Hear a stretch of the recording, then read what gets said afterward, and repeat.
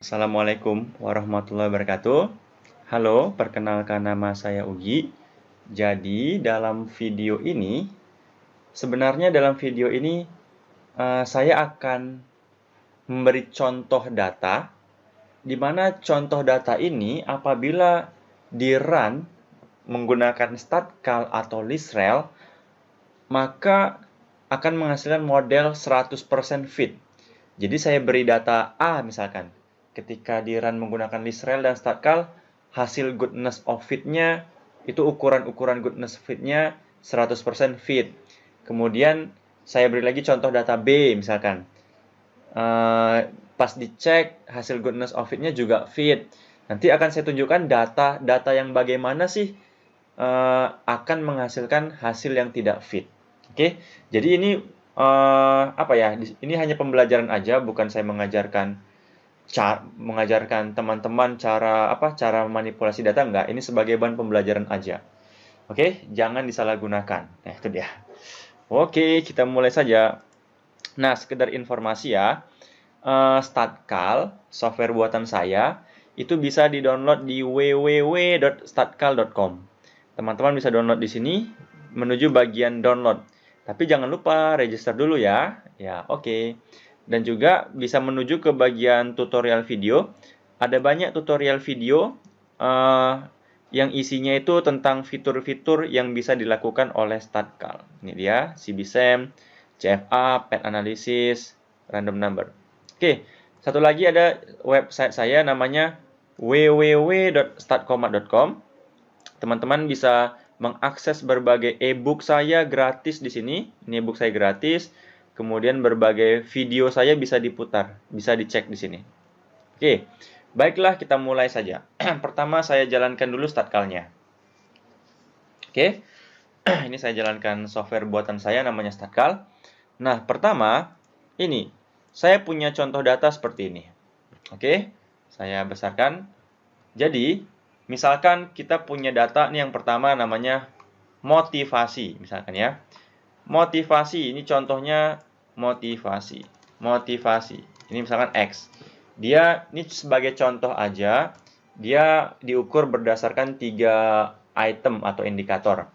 Mod 1, mod 2, mod 3. Oke, jadi di sini kita tahu bahwa di sini motivasi diukur berdasarkan 3 indikator, yakni mod 1, mod 2, dan mod 3. Oke, itu yang pertama. Kemudian ini kinerja. Oke, ini contoh nih kinerja. Ada kinerja diukur berdasarkan juga 3. Nggak harus sama sih, ini hanya sebagai contoh aja ya. Kinerja tuh Y misalkan. Diukur berdasarkan 3 indikator, kin 1, kin 2, kin 3. Oke, ini kinerja ya. Kita ganti dulu. Kinerja. 3 indikator, kin 1, kemudian di sini kin 2, di sini kin 3. Oke, sip. Nah, sekarang coba jadi beberapa ukuran goodness of fit model, kecocokan model itu ada namanya kalau di list rel, kalau di CBSAM menggunakan list rel, statcal, AMOS, ada namanya RMCA gitu ya. Biasa kalau lebih kecil daripada 0,1 dia fit. Nah, fit gitu ya. Ada namanya p-value, probabilitas dari chi-square. Kalau dia lebih besar, ini 0,1 udah cocok ya. Kemudian ada p-value-nya kalau di atas lebih besar dari 0,05 dia fit. Nanti teman-teman bisa cari referensinya ya. Ini kalau nggak salah saya. Kemudian ada namanya RMCA misalkan CFI gitu. Di atas 0,9 dia fit gitu kan. Habis itu NFI misalkan di atas 0,9 fit gitu kan. Dan seterusnya, masih banyak lagi. Tapi saya misalkan hanya ini aja misalkan ya. Oke. Saya punya data seperti ini. Coba data ini kita run dulu ke statcal. Gimana hasil RMCA-nya? Oke, kita run ke statcal. Ini kita copy. Kemudian kita pindahkan statcal. Di sini kita menggunakan menu CBSAM. Nanti kita coba gunakan list rel juga. Oke. Lagi proses.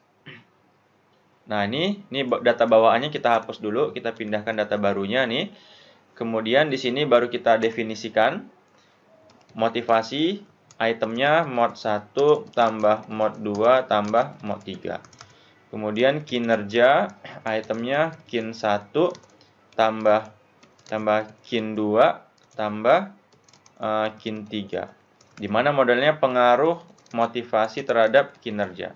Ini pengaruh mod motivasi terhadap kinerja. Kita bisa aja lihat dulu modelnya misalkan. Ini kalau mau lihat gambar ya. Kita lihat gambar modelnya aja dulu. Lagi proses. Kita tunggu dulu ya. Tunggu dulu, lagi proses, memang agak lama ya. Ini proses menggambar dia. Menggambar modelnya. Nah, ini dia. Jadi kita bisa lihat bahwa di sini ini dia hasilnya kan. Ini ada panah motivasi terhadap kinerja. Gitu ya. Atau kita bisa edit gambarnya misalkan tree yang kedua gimana jadinya. Kita cek. Dia akan menyesuaikan gambarnya. Tunggu dulu. Lagi proses, oh ternyata nggak berubah, ya udah nggak apa-apa. Kemudian mungkin kita bisa ganti menjadi spring mungkin ya. Coba kita ganti dengan spring. Lagi proses. Spring. Nah, ini dia kan. Motivasi panahnya menuju kinerja. Tapi fokus kita adalah kita mau melihat hasil goodness of it modelnya. Ini dia. Coba kita lihat. Nah, ini dia sempurna. Coba lihat dari hasil goodness of it-nya di sini. Kita bisa lihat bahwa dari hasil start call di sini P value-nya kita dapat. P-nya itu 1. 1 kan lebih besar daripada 0,05. Berarti udah fit dia. Fit. 1 itu dia berarti sempurna dia. Oke? Kalau P value-nya 0,001 lebih kecil daripada 0,05 itu nggak valid. Nggak fit dia. Tapi ini 1, P value-nya berarti modelnya sempurna dia. Modelnya fit secara sempurna, mencocokkan datanya. Habis itu RMCA-nya, berapa RMCA kita? RMCA-nya 0. Wow, 0,000 itu kan. Sempurna banget nih, lebih kecil daripada 0,1 kan fit ya. Kemudian NFI-nya berapa? Wah, NFI-nya juga 1, lebih besar daripada 0,9. Fit. Cuman, habis itu ada GFI ya. GFI juga berapa? Nilainya juga 1, lebih besar dari 0,9 fit. Nah, fit. Seperti apa sih data? Kenapa sih datanya bisa fit seperti ini? Sebenarnya beginilah trik dari CBSAM. Coba lihat data ini. Ini merupakan nilai korelasi. Ini contoh. Misalkan nih, yang ini ya. Ini korelasi antara item mod 1 dengan mod 2. 0, ini ada rumusnya nih. Ini korelasi. 0,93326 ya. Ini nilai korelasi mod 1 dengan mod 3. 0,93326. Coba lihat. Saya memberi di sini ada 3 wilayah. Perhatikan ada 3 wilayah. Ini penting dipahami. Wilayah yang pertama adalah korelasi antara item motivasinya. Nah, ini yang warna kuning. Wilayah kedua oranye. Korelasi antara item kinerjanya, gitu ya. Yang ketiga, wilayah korelasi antara item motivasi dengan item kinerja. Nah, ini dia. Jadi saya buat ada 3 wilayah. Coba lihat. Nilainya sama. Di wilayah pertama, yang kuning ini kan nilainya sama kan? Nggak ada beda kan? Nilai korelasinya sama. Korelasi mod 1 dengan mod 2 0,93. Mod 1 dengan mod 3 0,93. Mod 2 dengan mod 3 sama. Ini kan sama nilai korelasinya. Begitu juga di wilayah yang kedua, nilai korelasi antara item motivasi dengan kinerja itu sama nilainya kan? Sama dia. Maksudnya di wilayah ini nilai korelasi sama. Di wilayah ini korelasinya juga sama.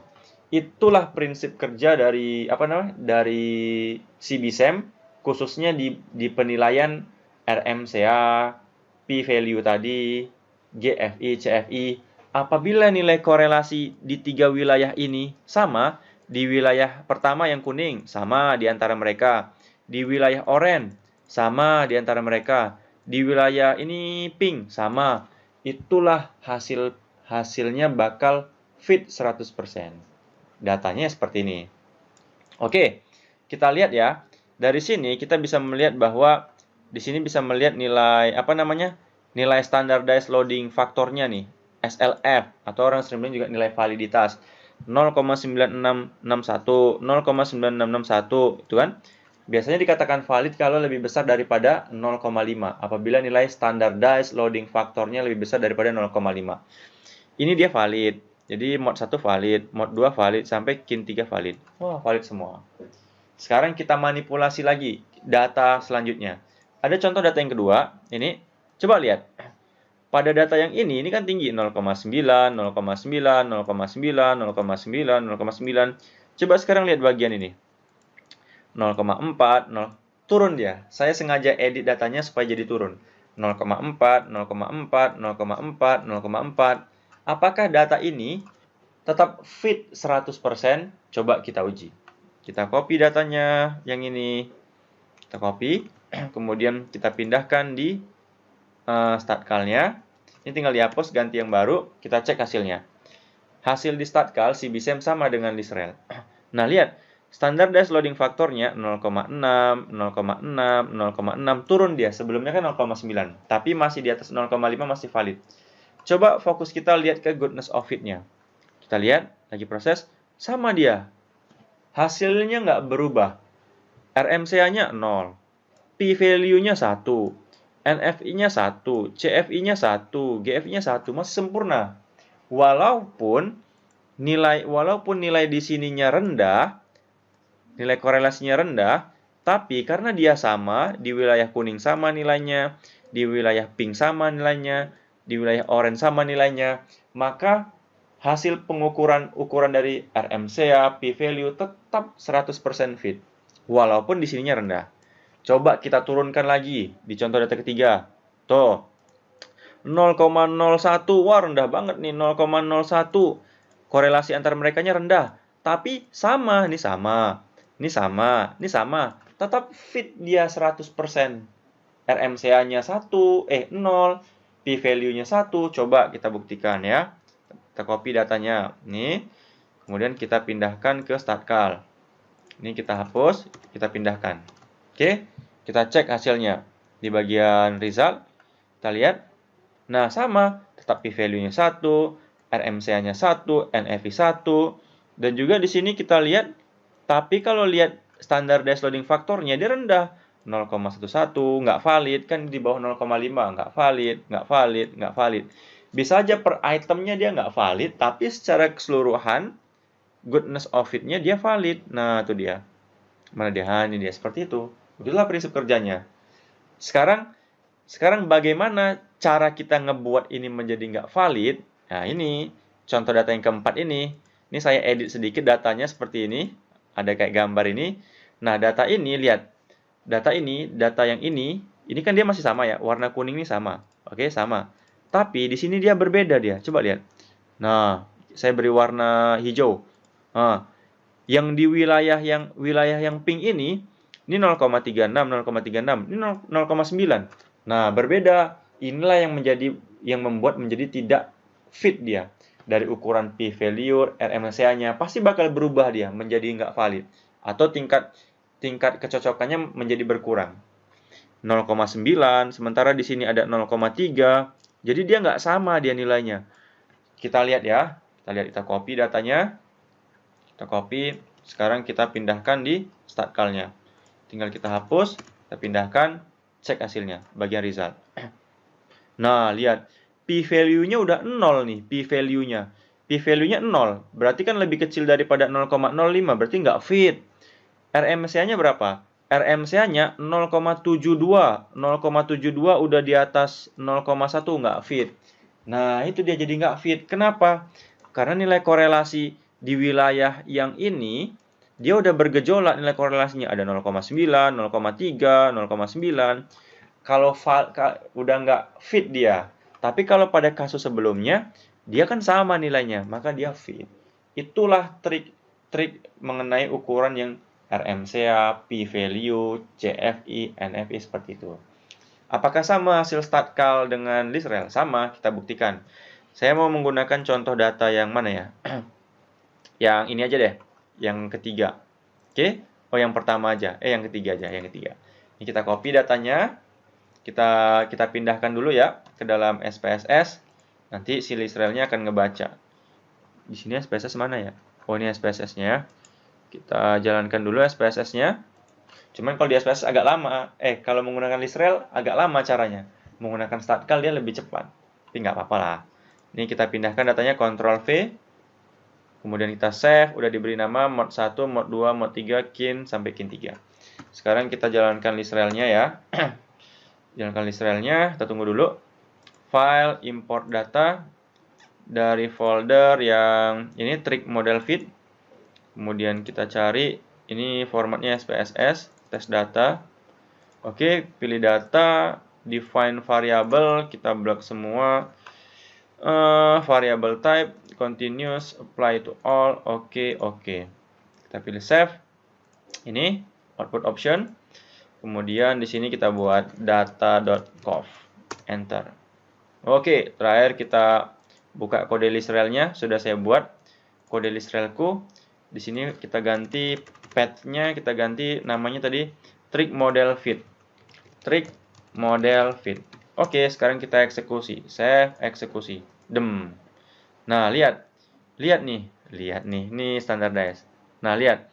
Di sini p-value-nya 1, RMCA-nya 1. Oke.